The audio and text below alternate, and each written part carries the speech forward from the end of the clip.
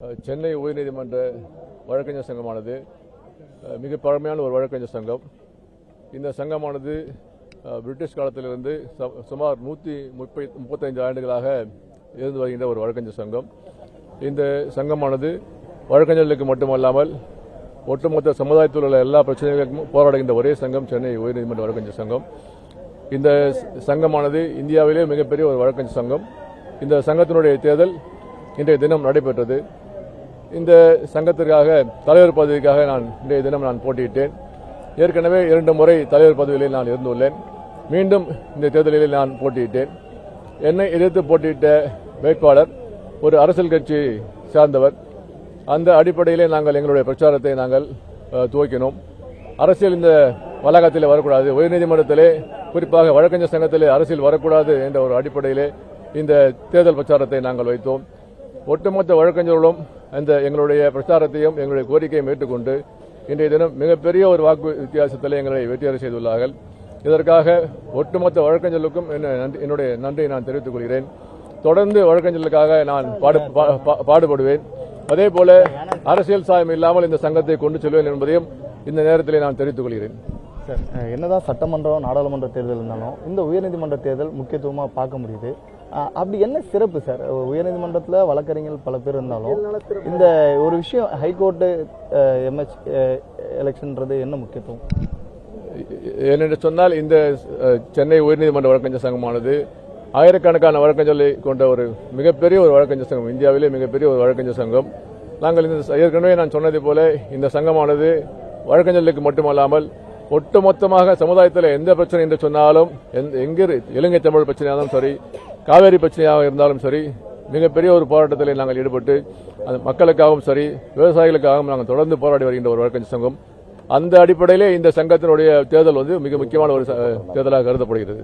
பொதுவாகவே neck to neck டைட்டாக தான் போயிட்டு இருந்தது கவுண்டிங். அது எப்படி இருந்தது? ஏன்னா மும்முனை போட்டியாக இதை பார்க்க முடியுது. ஒரு பக்கம் உங்களை எதிர்த்து போரிட்ட 2 பேரும் ஒரு பக்கமும் நீங்க என்ன இந்த இறுதியான டைட் என்ன ஏற்பட்டது? இந்த தேர்தலிலே அரசியல் கட்சியை சேர்ந்தவர்கள் போட்டியிட்டார்கள்.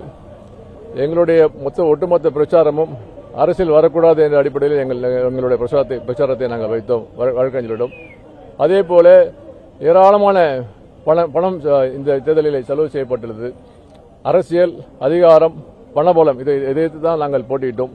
என்னை போன்ற ஒரு சாதாரண வழக்கறிஞர்களை இந்த சங்கத்தினுடைய தலைவராக தேர்ந்தெடுத்த வழக்கறிஞர்களுக்கு என்னுடைய நன்றியை நான் தெரிவித்துக் கொள்கிறேன்.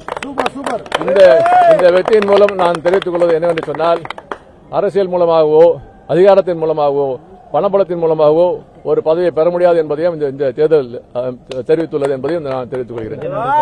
இன்றைய தினம் வாக்கு எண்ணிக்கை நடைபெற்று தற்போது வாக்கு முடிவு அறிவிக்கப்பட்டுள்ளது. இந்த தேர்தலிலே வழக்கறிஞருடைய ஆதரவோடு இன்றைய தினம் வெற்றி பெற்றுள்ளேன். இந்த சங்கமானது வரலாற்று சிறப்புமிக்க ஒரு வழக்கறிஞர் சங்கம். இந்த சங்கமானது இந்தியாவிலே மிகப்பெரிய ஒரு வழக்கறிஞர் சங்கம். வழக்கறிஞர்களுக்கு மட்டுமல்லாமல் ஒட்டுமொத்த மக்களுக்கும் சமுதாய மக்களுக்காக போராடுகின்ற ஒரு மிகப்பெரிய ஒரு வழக்கறிஞர் சங்கம். இந்த சங்கத்தினுடைய தலைவராக தேர்ந்தெடுக்கப்பட்டதிலே நான் மிகவும் மகிழ்ச்சி அடைகின்றேன். இந்த சங்க தேர்தலிலே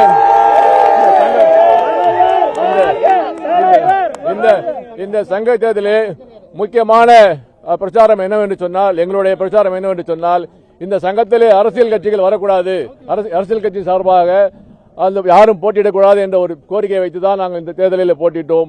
அதற்கு பெருவாரியான வழக்கறிஞர்கள் எங்களுக்கு ஆதரவு அளித்தார்கள். இந்த ஆதரவுக்காக அனைத்து வழக்கறிஞர்களுக்கும் என்னுடைய நன்றியை தெரிவித்துக் கொள்கிறேன். இந்த தேர்தலின் மூலமாக நான் நாளை மறுதினமோ பதவியேற்க உள்ளேன். எங்களுடைய ஒட்டுமொத்த வழக்கறிஞர்களுக்காக நாங்கள் தொடர்ந்து பாடுபடுவோம் என்பதையும் இந்த நேரத்தில் நான் தெரிவித்துக் கொள்கிறேன்.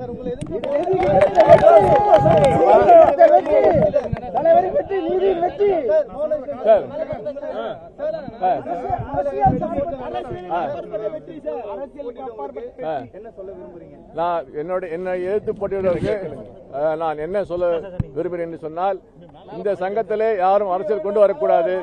அந்த அரசியல் கட்சி சார்பாக யார் போட்டியிட்டாலும் வழக்கறிஞர்களுக்காக எந்த விதமான உதவியும் செய்ய முடியாது என்ற ஒரு சூழல் உருவாகிவிடும் என்பதையும் இந்த நேரத்தில் நான் தெரிவித்துக் கொள்கிறேன். இப்பொழுது மட்டுமல்ல, இந்த தேர்தல் மட்டுமல்ல, தமிழகத்தில் உள்ள எந்த சங்கத்திலுமே அரசியல் வரக்கூடாது என்பதே எங்களுடைய கோரிக்கை. அந்த கோரிக்கை அந்த கோரிக்கையை ஏற்று பெருவாரியான வாக்குகள் வித்தியாசத்தில் என்னை வெற்றி பெற செய்துள்ளார்கள். ஒட்டுமொத்த வழக்கறிஞர் சமுதாயத்துக்கும் இன்னும் நன்றியை தெரிவித்துக் கொள்கிறேன். சென்னை உயர்நீதிமன்றத்திலே இனிமேல் எந்த விதமான அரசியல் சாயங்களும் இருக்காது என்பதையும் இந்த நேரத்தில் நான் தெரிவித்துக் கொள்கிறேன். அந்த அடிப்படையில் தான் இந்த தேர்தலில் நான் போட்டியிட்டு வெற்றி பெறுவதேன். ஒட்டுமொத்த வழக்கறிஞர்களுக்கும் என்னுடைய இந்த வெற்றியை காணிக்கையாக செலுத்துகின்றேன். வெற்றி பெற்றிருப்பாங்க. இந்த வெற்றி மூலமா என்ன ஒரு மாற்றத்தை கொண்டு வர முடியும்? வழக்கறிஞர்கள் உங்களுக்கு என்ன ஒத்துழைப்பு தரணும்? இதுவரை நடைபெற்ற தேர்தலிலே இந்த தேர்தல் மிக முக்கியமான ஒரு தேர்தல். ஏனென்று சொன்னால் அரசியல் கட்சி சார்பாக இந்த தேர்தல் நடைபெற்றது. அரசியல் கட்சி சார்பாக வேட்பாளர்கள் போட்டியிட்டு இந்த தேர்தலிலே போட்டியிட்டார்கள். அந்த அடிப்படையில் இந்த தேர்தல் மிக மிக முக்கியமான ஒரு தேர்தல். இந்த தேர்தலிலே அரசியல் வரக்கூடாது என்று வழக்கறிஞர்கள் முடிவு செய்து என்னை தேர்ந்தெடுத்துள்ளார்கள் என்பதை இந்த நேரத்தில் நான் தெரிவித்துக் கொள்கிறேன்.